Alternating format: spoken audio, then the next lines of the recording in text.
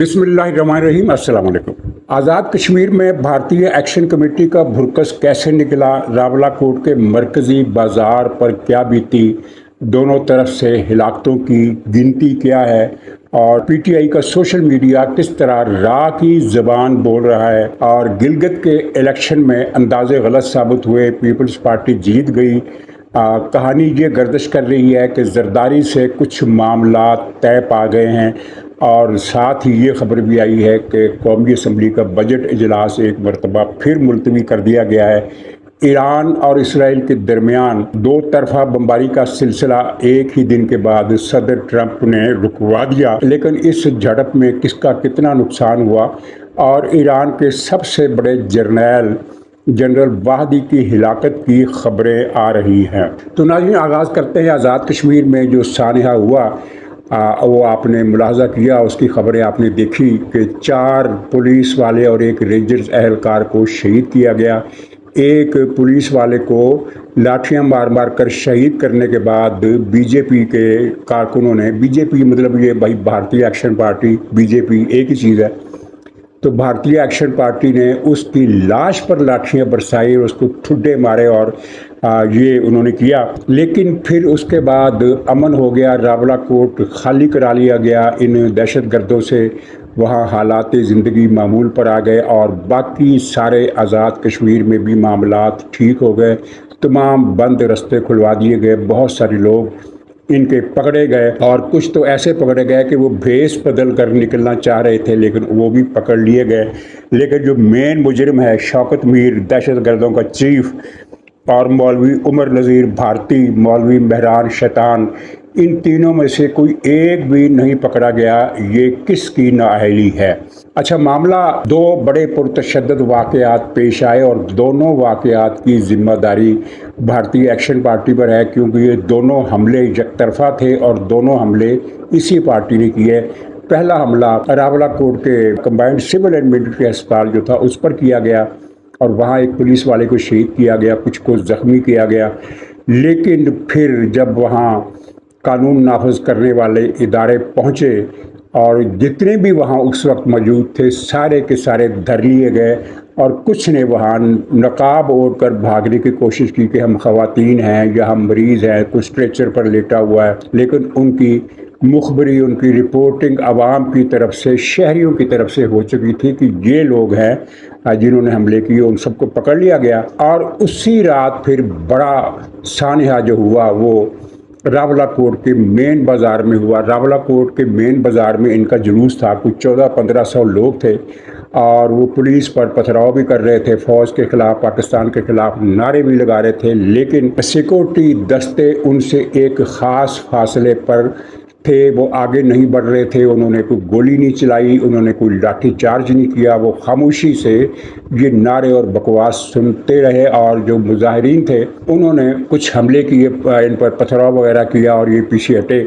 लेकिन असल वारदात जो भारतीय एक्शन कमेटी ने डाली वो मेन बाज़ार में जहाँ जुलूस खड़ा था उससे कुछ इस तरफ, यानी फ़ौजी जवानों की तरफ, सिक्योरिटी फोर्सेस की तरफ एक प्लाज़ा था, उस प्लाज़े की छत पर इनके सैकड़ों अफराद, 1400-1500 तो वो थे, 150-200 यहाँ प्लाज़े पर मौजूद थे।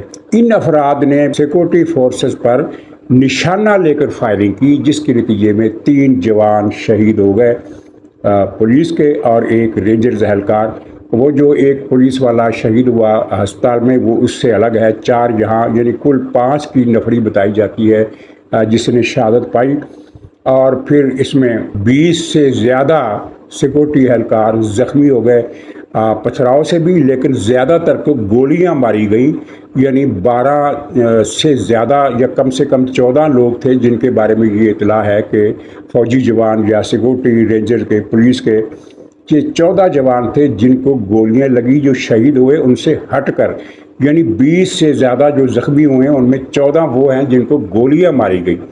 इसके बाद फिर इन्होंने एक्शन किया और प्लाज़ा पर चढ़कर उनको पकड़ा। इस मौके पर भी फायरिंग हुई और इस मौके पर फिर 3 इनमें से जो टेररिस्ट थे इनमें से 3 मारे गए اور کچھ زخمی بھی ہوئے، بلا شبہ کافی تعداد میں زخمی ہوئے ہوں گے، شاید درجن 2 درجن، لیکن ان کی تعداد نہیں بتائی گئی۔ اور پھر بہت سارے لوگ وہاں سے پلازے پر جو تھے وہ تو سارے کے سارے پکڑ لیے گئے، اور اس کے بعد پھر سیکورٹی اداروں نے مین جلوس جو 1400-1500 افراد کا تھا اس پر دھاوا بولا۔ لیکن اس کی سب سے اہم بات یہ ہے کہ اس دھاوے میں گولی نہیں چلائی گئی۔ اس دھاوے میں یعنی جو سڑک پر ہوا، جو دھاوا اوپر ہوا وہاں تو گولی چلی، اور اس لیے چلی کہ جیسا میں نے بتایا کہ انہوں نے سیدھی فائرنگ کی، پولیس کو اور فوجیوں کو نشانہ بنا کر ٹارگٹ کر کے گولی چلائی۔ لیکن جلوس پر کوئی جوابی کارروائی اس طرح کی نہیں ہوئی کہ اس میں گولی چلائی گئی ہو، صرف اس میں لاٹھی چارج تھا اور شیلنگ تھی، اور اتنے زور سے لاٹھی چارج کیا، اتنے زور سے شیلنگ کی کہ وہ 1400 کے 1400 بھاگ کھڑے ہوئے، ان میں سے کچھ تو گرفتار ہو گئے، باقی سب نکل گئے۔ اور اس کے بعد راولا کوٹ پورے کا پورا نارمل حالات پر آ گیا، بازار کھل گئے، دکانیں کھل گئی، رات کے وقت دکانیں جو کھلتی ہیں رات کے وقت، وہاں جو نہیں بھی کھلتی تھی رات کو، یہ 3 بجے سے پہلے کا واقعہ ہے، تو 3 بجے کے بعد پھر وہاں کے جو ریسٹورانٹ تھے وہ جو ساری رات بند رہے تھے، انہوں نے غنڈہ گردی کی تھی، بھارتی ایکشن کمیٹی نے وہاں دکانداروں کو مارا، گالیاں دیں، ان کی دکانیں توڑی کہ دکانیں بند کرو۔ تو چنانچہ ساری رات جہاں دوسری دکانیں تو خیر اپنے ٹائم پر ویسے ہی بند ہو جانی تھی، لیکن یہ جو ریسٹورانٹ تھے، جو میڈیکل سٹور تھے، جو کھانے پینے کی چیزوں کی دکانیں تھیں جو رات گئے تک کھلی رہتی ہیں، وہ بھی بند ہو گئی۔ ان کو پھر بعد میں کھلوایا گیا یا انہوں نے خود کھولا، لیکن اب کل کا جو دن تھا وہ بھی پرامن طریقے سے گزرا، کوئی اشتعال انگیزی کسی طرف سے نہیں ہوئی، کوئی جلوس نہیں نکلا، اور مظفر آباد میں بھی مکمل امن تھا، کل کا سارا دن مکمل امن رہا۔ لیکن پی ٹی آئی کے سوشل میڈیا کے جو ولاگر ہیں، جو پاکستانی فوج کی آنکھوں کے نیچے، حکومت کی آنکھوں کے نیچے مسلسل اشتعال پھیلا رہے ہیں، انہوں نے یہ رپورٹنگ شروع کی کل شام کے وقت کہ راولا کوٹ میں، مظفر آباد میں حالات پھر سنگین، عوام سڑکوں پر نکل آئے، جھڑپیں دوبارہ شروع۔ اس سارے معاملے میں 1% بھی سچائی نہیں۔ جب ان کا بھرکس نکلا ہے بی جے پی کہتا ہوں، یہ بھارتیہ ایکشن کمیٹی، ان کا جب بھرکس نکلا ہے اور راولا کوٹ کو ان سے خالی کرایا گیا، اور دوسری جگہ پر بھی جو اکا دکا جلسے جلوس تھے ان کا بھی بندوبست کیا گیا، تو اس کے بعد کل سارا دن آزاد کشمیر میں کچھ نہیں ہوا۔ لیکن یہ پی ٹی آئی کا سوشل میڈیا یہ ساری چیزیں پھیلاتا رہا، اور یہ مزید کیا پھیلاتا رہا یہ بھی عرض کرتا ہوں۔ انہوں نے ہلاکتوں کی خبریں دی، مثلا یہ ان میں کچھ جو لندن میں بیٹھے ہوئے ہیں وہ لوگ بھی ہیں، اور جو زیادہ تر جو پاکستان میں بیٹھے ہوئے ہیں، کراچی میں، پنڈی میں، انہوں نے 50 سے گنتی شروع کی اور کہا کہ مین بازار میں 50 لاشیں پڑی ہوئی ہیں۔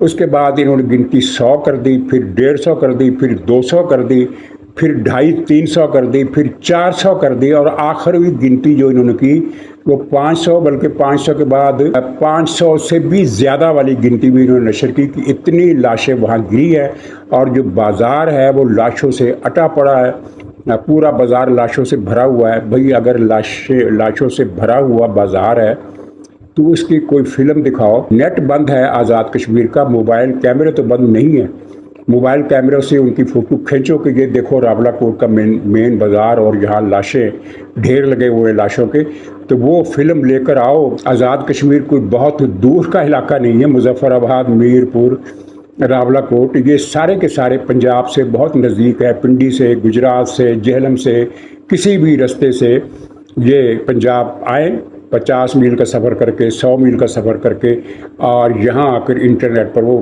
ویڈیو اپلوڈ کریں کہ دیکھو یہ لاشیں بھری ہوئی ہیں۔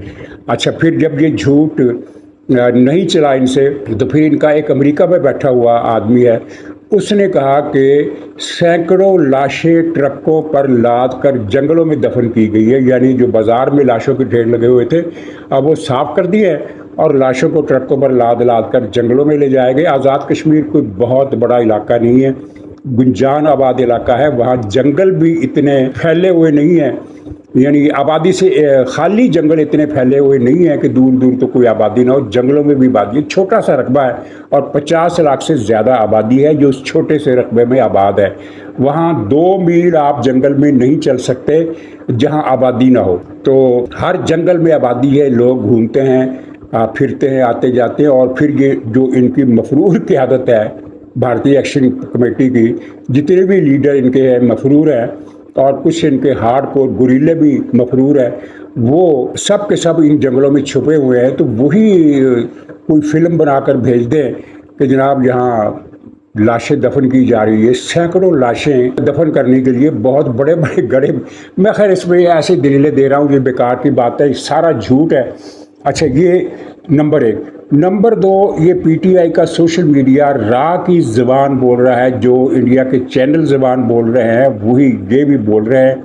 और ये कह रहे हैं कि निहत्ते शहरियों पर ताकत का इस्तेमाल किया गया और मकबूजा कश्मीर और आज़ाद कश्मीर में फ़र्क क्या रहा। भाई ये निहत्ते थे जिन्होंने 4 जवान शहीद कर दिए, ये निहत्ते थे। 20 से ज़्यादा सिक्योरिटी जवान इन्होंने ज़ख्मी कर दिए, जिनमें से 12-13 को गोलियां लगी।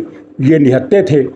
यानी अब एक सवाल जो इनसे किया जाना चाहिए जो कोई नहीं कर रहा, वो ये है कि ये पुरअमन तहरीक थी जिसने पहले 15-14 फौजी अगवा किए, उनकी बेइज्जती की, फिर जगह जगह पुलिस वालों को लाठियाँ मारी, फिर ये पुलिस पर सीधी फायरिंग की। और सीधी फायरिंग के 2 वाक़यात हुए, एक अस्पताल में और एक यहाँ मेन बाज़ार में। तो ये पुरअमन लोग हैं और जिस तरह की ज़बान इन्होंने इस्तेमाल की है, अब ये कहते हैं कि इनको भारतीय एजेंट मत कहो, ये मुहिब्बे वतन है, ये मुहिब्बे वतन है। अगर ये मुहिब्बे वतन है तो मैं कल वाली बात दोबारा दोहराता हूँ, तो फिर जनाब BLA को भी मुहिब्बे वतन होने का दर्जा दिया जाए, उन्हें भी पुरअमन होने का सर्टिफिकेट जारी किया जाए। TTP वाले भी मुहिब्बे वतन हैं, वो भी पुरअमन है। तो अगर ये भारतीय एक्शन कमेटी वालों को भारतीय एजेंट नहीं कहना चाहिए तो फिर भारतीय एजेंट कौन है? फिर तो भारतीय एजेंट नाम की चीज़ दुनिया में है ही नहीं। तो इनको लेकिन नहीं एहसास। और ये वही लोग हैं जिन्होंने TTP की भी हिमायत की। और जो इनका एक PTI का एक सोशल मीडिया एक्टिविस्ट है सोहराब बरकत, उसका इतना जहरीला व्लॉग था जब बलूचिस्तान में जाफर एक्सप्रेस पर हमला हुआ और हमलावर चूँकि थोड़े थे, मुसाफिर ज़्यादा थे, उन्होंने फिर मर्दों को रोक लिया और औरतों को जाने दिया क्योंकि वो उनको कंट्रोल कर ही नहीं सकते थे। और यही वजह थी कि निस्बतन उन पर आसानी से काबू पा लिया गया। आसानी से मुराद है कि जानी नुकसान तो हुआ, लेकिन ज़्यादा जानी नुकसान हो सकता था। इतनी बड़ी ट्रेन थी, सैकड़ों मुसाफिर थे। तो उसकी वजह ये थी कि मुसाफिरों की तादाद इतनी ज़्यादा थी और गुरीलों की तादाद निस्बतन इतनी कम थी कि वो उन पर काबू नहीं पा सकते थे। तो सोहराब बरकत ने BLA की तारीफ़ों के पुल बांध दिए और ये फिक्रा कहा कि पाकिस्तानी फ़ौज का कोई अखलाकी ज़ाब्ता नहीं है, ये अखलाकी तौर पर दिवालिया फ़ौज है। और देखो BLA के कितने अच्छे लोग हैं कि इन्होंने औरतों पर हाथ नहीं उठाया, बच्चों पर हाथ नहीं उठाया। हालांकि BLA ने जितने भी दहशत गर्दी के वाक़यात किए हैं उनमें बच्चे भी शहीद हुए हैं, उनमें औरतें भी शहीद हुई हैं, उनमें मर्द भी शहीद हुए हैं, बूढ़े और बीमार भी शहीद हुए हैं, राहगीर भी शहीद हुए हैं। तो ये BLA की सफाइयाँ देने वाली पार्टी, TTP की सफाइयाँ देने वाली पार्टी अब भारतीय एक्शन कमेटी की सफाइयाँ दे रही है। और अब भी अगर किसी को शुबा है कि PTI के लोग पाकिस्तान से वो वफादारी पर कायम है तो उसको अपनी राय पर नज़र सानी करना चाहिए। आज 9 तारीख है जब ये इसकी भारतीय एक्शन पार्टी की अपील पर मुजफ्फराबाद में कोई मेन धरना, मरकज़ी धरना देने का ऐलान हुआ है। तो अब देखते हैं कि आज ये कहाँ से शरारत करेंगे। शरारत तो ये करेंगे और ये भी तय है कि इदारे भी पहले से ज़्यादा चौकस हैं और अगर इन्होंने शरारत की तो इनको ज़्यादा जानी नुकसान का सामना करना पड़ सकता है, क्योंकि इस मरतबा पिछले साल वाली गलती नहीं दोहराई जाएगी। वो एक फैटल गलती थी जिसका पाकिस्तान को बहुत नुकसान हुआ। गिलगित बल्तिस्तान के इलेक्शन में पीपल्स पार्टी ने सबसे ज़्यादा सीटें हासिल की हैं, 10 के करीब बताई जाती हैं। हाँ, मैंने जो प्रोग्राम किए थे उनमें मुस्लिम लीग नून को नंबर 1 रखा था और ये कहा था कि मुस्लिम लीग नून को 7 सीटें मिलेंगी और PTI को, पीपल्स पार्टी को 7 से कम यानी 6 मिलेंगी या 6 से भी एक कम यानी 5 या 6। ये मेरा अंदाज़ा था, और ये मेरा अंदाज़ा कुछ बिलावल के दौरे से पहले का अंदाज़ा था, और ये गलत निकला। मुस्लिम लीग नून 7 सीटें हासिल नहीं कर सकी, और वो शायद 6 सीटें उसने हासिल की है। अभी तक की जो इतला है वो 6 सीटों की है। और पीपल्स पार्टी ने मेरे बताए गए अंदाजे से 3 सीटें ज़्यादा हासिल की है, कम से कम, या 4, क्योंकि मैंने कहा था 6 या 7, यानी 1 सीट मुस्लिम लीग से कम होगी, या हो सकता है बराबर हो। तो अगर 7 की गिनती को रखे तो पीपल्स पार्टी ने 3 सीटें ज़्यादा ले ली हैं। और मुझे जो एक दोस्त ने जो रब्ता किया था वो सही निकला। उसने कहा था कि पीपल्स पार्टी की सीट कम से कम भी मुस्लिम लीग नून से 1 सीट ज़्यादा होगी, लेकिन ज़ाहिर है उसने रियायत की थी या एहतियात बरती थी, और पीपल्स पार्टी को 3 सीटें ज़्यादा मिल गई। अब इसकी हर वजूहात भी बनती हैं। पहली वजह यह है कि बिलावल ने वहाँ जलसों से खिताब किया। मसलसल कई दिन, वो 4 दिन गिलगित में घूमते रहे, जलसे करते रहे, वर्करों से मिलते रहे, और ऐसी तकरीरें करते रहे जिनसे पता चलता था कि उनका हाथ अवाम की नब्ज़ पर है। अब यही वो जगह है जहाँ मुस्लिम लीग मार खा गई। मुस्लिम लीग ने ये पॉइंट तो अच्छा स्कोर किया कि हमने इस गिलगित में तरक्याती काम किया, और हमारी हुकूमत के अलावा किसी और हुकूमत ने जहाँ कोई तरक्याती काम नहीं किया। लेकिन इस वक्त के जो मसाइल हैं उन पर मुस्लिम लीग के लीडर या वज़ीर जो वहाँ गए हुए थे, अवाम की नब्ज़ पर हाथ रख ही नहीं सकते थे। अवाम की नब्ज़ क्या है? गिलगित भी पूरे पाकिस्तान की तरह महंगाई के अजाब से दो चार है, बिजली के बिलों से तंग है। तो आवाम की नब्ज़ पर हाथ तो वही रखेगा ना जो बिजली के बिलों की बात करेगा, जो महंगाई की बात करेगा, या कम से कम ये कहेगा कि इस महंगाई के ज़िम्मेदार हम नहीं हैं। मुस्लिम लीग वाले ये काम कर ही नहीं सकते थे। वफाकी हुकूमत ने जो चांद चढ़ाए हैं, उनकी चांदनी फिर गिलगित में भी फैली। और दूसरी वजह ये हुई कि मियाँ नवाज शरीफ साहब गिलगित पहुँचे तो गिलगित के वोटरों का ख्याल था कि चलिए इनसे एक रब्ता हो जाएगा।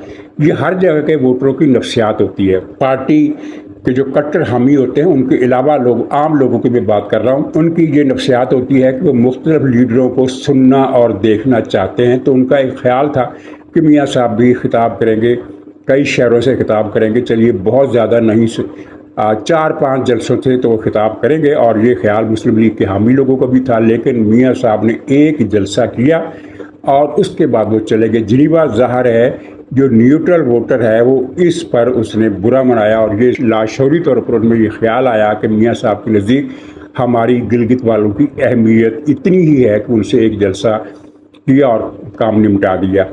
अब ये अवाम को तो नहीं पता कि मियाँ नवाज शरीफ साहब की क्या मजबूरी थी, कोई सेहत का मसला हो गया था, ये क्या चक्कर था, ये खुद हमें नहीं पता, तो अवाम को कहाँ से पता चलेगा। ये फैक्टर भी हुआ। और बिलावल ने वहाँ अच्छी तकरीरें की। दूसरी बात एक याद रखिए कि पीपल्स पार्टी की जड़ें गिलगित में हैं, अच्छी खासी जड़ें हैं, और बिलावल ने इन जड़ों की बेस पर जो मज़ीद तकरीरें की और जो मज़ीद खिताबात किए, लोगों से, वफूद से मिले, उसने फिर पीपल्स पार्टी की वोट बैंक में इजाफा कर दिया। वो जो आर्जी इजाफा होता है ना, हर पार्टी, जो भी पार्टी जीतती है, उसकी जीत के पीछे एक उसका हार्ड कोर वोट होता है, और एक वोट वो होता है जो वक्ती तौर पर उस पार्टी की तरफ झुक जाता है। और ये दुनिया के हर मुल्क में होता है। यही वजह है कि एक पार्टी इलेक्शन जीतती है, अगला इलेक्शन वो हार जाती है, और अगला इलेक्शन फिर वो जो हारी हुई पार्टी थी पिछली मरतबा वो जीत जाती है। उसकी वजह ये है कि उनके अपने अपने वोट बैंक तो जूं के तू होते हैं, लेकिन जो एक न्यूट्रल वोट होता है जो वक्ती तौर पर कभी इस पार्टी से मुतासर हो जाता है, कभी इस पार्टी से मुतासर हो जाता है, वो फैसला करता है। तो ये जो न्यूट्रल वोट था उसको फिर बिलावल ने राम कर लिया, अपनी तरफ मिला लिया।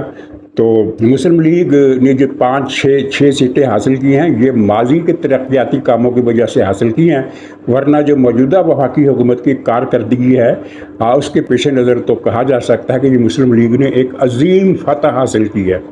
यानी 6 सीटें जीत के उन्होंने बहुत बड़ा कारनामा अंजाम दिया है, वरना जो कारकर्दगी थी उसके पेश नज़र तो नतीजा कुछ और भी आ सकता था। बहरहाल पीटीआई साफ हो गई इस इलेक्शन में। उसके जो जिम्मेदार हैं वो, उनकी बौखलाहट का आलम कुछ इस तरह है कि एक लीडर बयान देता है कि हम तो 8 सीटें जीते हैं, ये हुकूमत ने उन पर धांधली की है, और दूसरा उठता है वो कहता है नहीं हम तो 18 सीटें जीते हैं, तीसरा उठता है वो कहता है हम तो 22 जीते हैं, और चौथा कहता है कि नहीं हम तो 24 की 24 सीटों पर हम ही जीते हैं।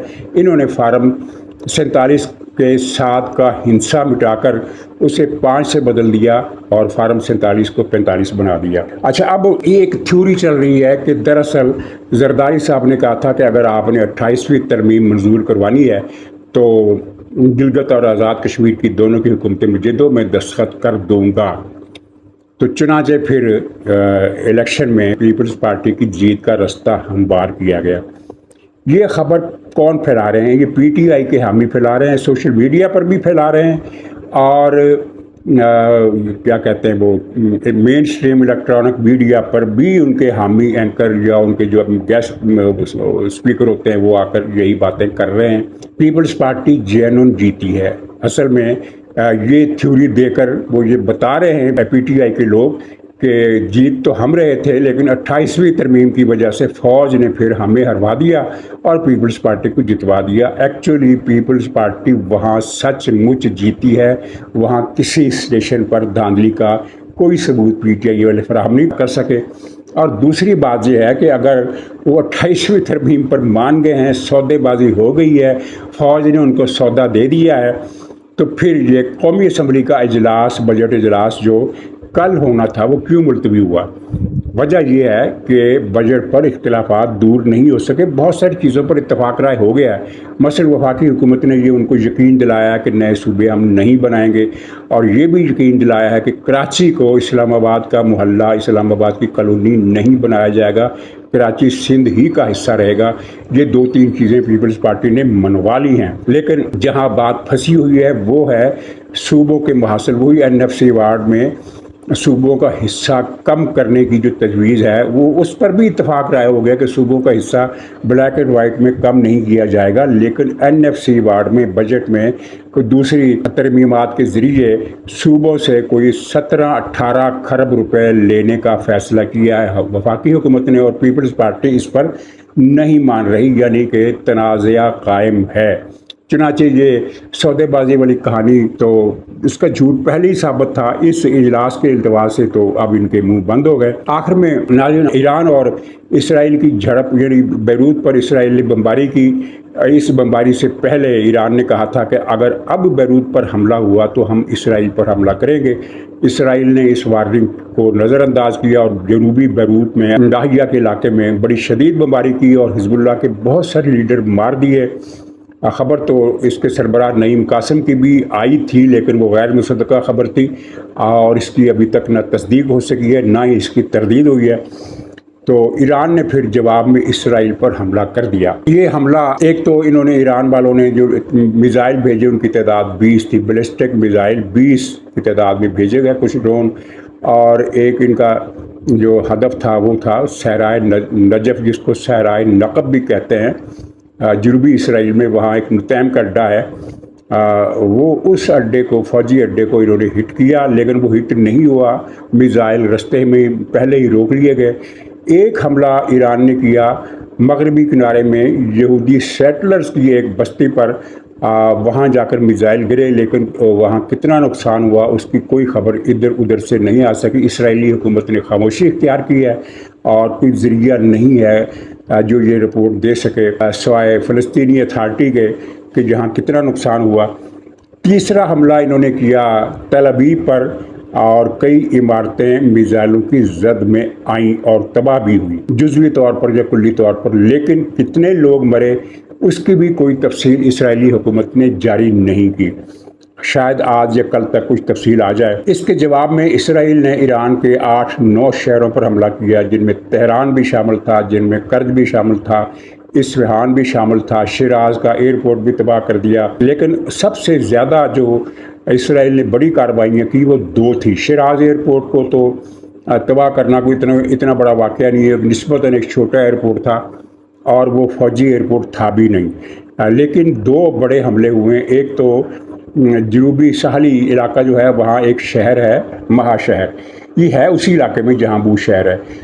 महा शहर में इनका एक बहुत बड़ा, बल्कि कहा जाता है कि ईरान का सबसे अहम पेट्रोकेमिकल जो सेंटर था, कम्प्लेक्स था, वो सारा तबाह कर दिया उन्होंने। और इस कम्प्लेक्स की अहमियत ये थी कि ये ईरान की तमाम अफवाज की दिफाई हवाले से ضروریات پوری کرتا تھا، مختلف قسم کے پروڈکٹس یعنی جو تیل وغیرہ گیس وغیرہ کے علاوہ جو پروڈکٹس ہوتی ہیں وہ تیار ہوتی تھی فوجی استعمال کے لیے.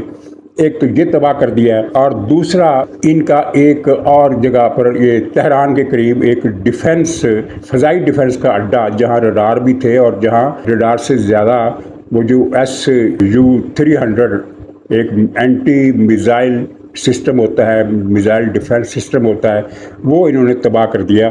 اور یہ جو پیٹرو کمپلیکس تباہ کیا ہے اس کا نام بھی بڑا دلچسپ ہے، اس کا نام ہے قارون پیٹرو کمپلیکس، یہ اس کو تباہ کر دیا ہے. اس کے بعد پھر صدر ٹرمپ نے مداخلت کی اور یہ جنگ بندی دوبارہ کروا دی.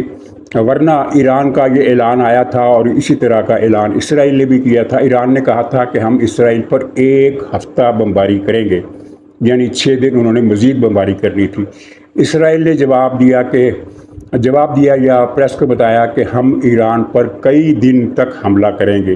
اب کئی دن کا مطلب یہی ہے کہ اگر وہ 1 ہفتہ کریں گے تو ہم بھی 1 ہفتہ کریں گے. بہرحال انہوں نے ہفتے کا لفظ استعمال نہیں کیا، انہوں نے کئی دنوں کا یا کچھ دنوں کا لفظ استعمال کیا. تو خیر اب یہ جنگ بندی ہو گئی ہے، لیکن اصل ایشو اب بھی اپنی جگہ باقی ہے.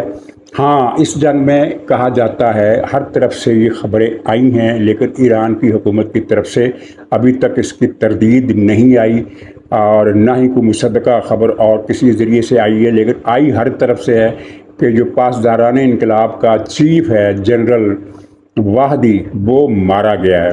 لیکن اس کی تصدیق نہیں ہو رہی. آج یا کل اس کے بارے میں تردید آ جائے گی، یا کچھ شک و شبہ والی خبر آ جائے گی، یا تصدیق آ جائے گی. ایک تو یہ ہوا. اور ادھر یورپی یونین نے آبنائے ہرمز نہ کھولنے کی وجہ سے ایرانی رہنما ایران پر کچھ پابندیاں لگا دی ہیں. آج ان کا ایران کو مالی نقصان ہو سکتا ہے. ایران نے اس پر احتجاج کیا ہے اور اس فیصلے کی مذمت کی ہے. ناظرین اجازت دی، انشاءاللہ اگلے ولاگ میں پھر ملاقات ہوگی. تب تک کے لیے خدا حافظ.